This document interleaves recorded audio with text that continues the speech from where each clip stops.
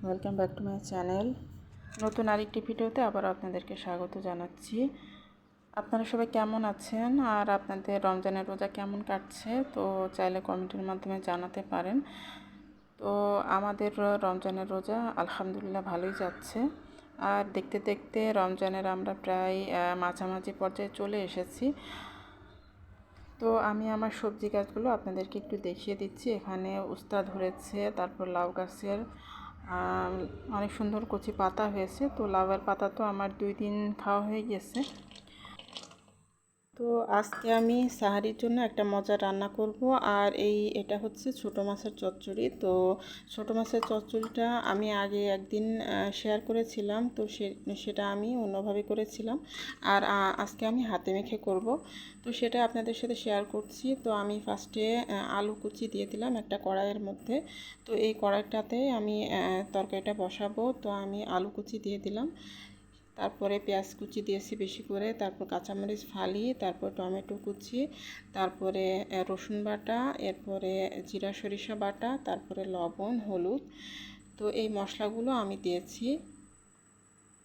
আর এখন আমি পরিমাণ মতো সরিষার তেল দিয়ে দিচ্ছি, দিয়ে তারপরে হাতের সাহায্যে খুব ভালোভাবে মেখে নেব।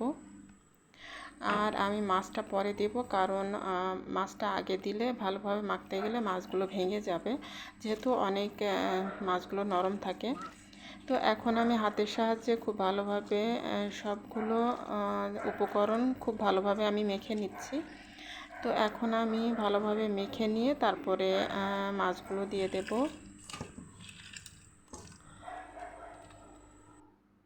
আর আমি সেই সাথে কিছু ফ্রোজেন জলপাইও দিয়ে দিচ্ছি। তো ফ্রোজেন জলপাইটা দিলে একটু টক টক হবে আর খেতে আরও বেশি ভালো লাগবে। তো এখন আমি ছোট মাছগুলো দিয়ে দিচ্ছি।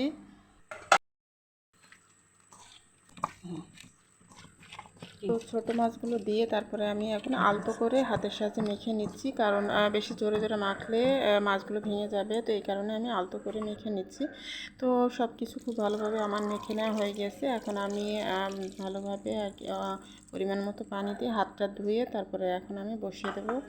তো এই ছোটো মাছের চচ্চড়িটা আমার এভাবেই হবে, আর এর মধ্যে তেমন কোনো কিছু দেওয়া লাগবে না। তো আমি লাস্টে ধনেপাতা দিয়ে তারপরে নামিয়ে ফেলবো।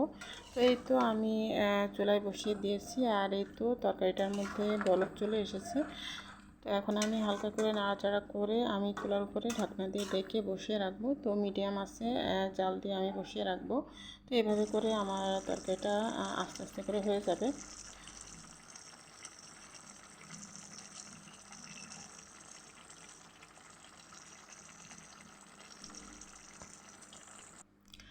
তো এই তো আমার তরকারিটা প্রায় হয়ে এসেছে। আমি এখন জিরার গুঁড়া দিয়ে দিলাম উপর থেকে ছড়িয়ে, আর সে সাথে একটু বেশি করে আমি ধনের পাতা দিয়ে দিচ্ছি, দিয়ে তারপরে নাড়াচাড়া করে আমি নামিয়ে ফেলবো।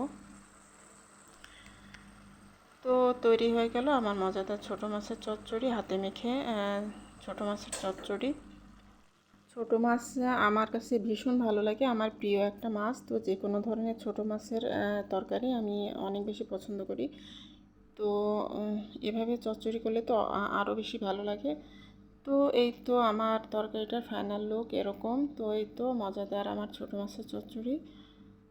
আসলে এই তরকারিগুলো আমি আর আমার হাজব্যান্ডই খাই, আমরা বাচ্চারা তো খাই না। তো আমাদের দুজনের জন্যই করেছি, অল্প পরিমাণেই করেছি। আর সেই সাথে আমাদের সাহারির জন্য আজকে যা যা ছিল সেটাও আপনাদেরকে একটু দেখিয়ে দিচ্ছি।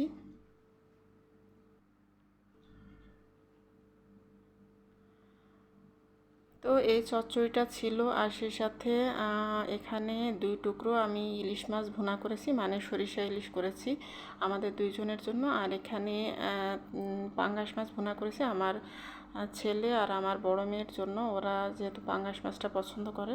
আর এখানে টমেটোর খাট্টা করেছি। আর সেই সাথে মুরগির মাংস আছে, চিকেন, আমার ছোট মেয়ে খাবে। তো সেটা ফ্রিজে আছে, বের করে গরম করে নেব। তো এই ছিল আজকের মতো আমার ভিডিওতে। আপনারা সবাই সুস্থ থাকুন, ভালো থাকুন। মহান আল্লাহ তাআলা যেন আমাদের সবাইকে সুস্থভাবে রমজানের 1 মাস রোজা পালন করার তৌফিক দান করেন, এই কামনা করে আজকের মতো এখান থেকে বিদায় নিয়ে নিচ্ছি। আল্লাহ হাফেজ, আসসালামু আলাইকুম।